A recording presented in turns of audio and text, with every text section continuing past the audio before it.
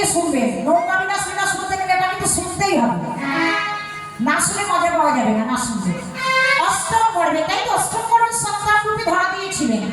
আচ্ছা, তাহলে তিনি যদি অষ্টম পর্বের হবেন, একটু মনোযোগ দিয়ে শুনবেন, তিনি যদি অষ্টম পর্বে আসবেন তাহলে নিশ্চয়ই ওনার আগে 7 জন এসেছিলেন, কি ঠিক না ভুল?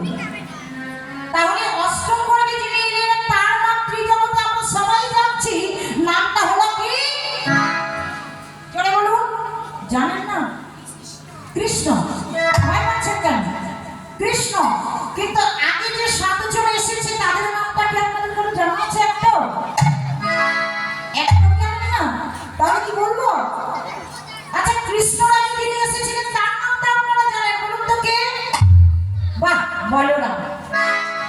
তার আগে 6 জন কারা এসেছিলেন জানা আছে? জানা নেই, একটু বলে দিই, শুনে নিন, সবাই মিলিয়ে নেবেন।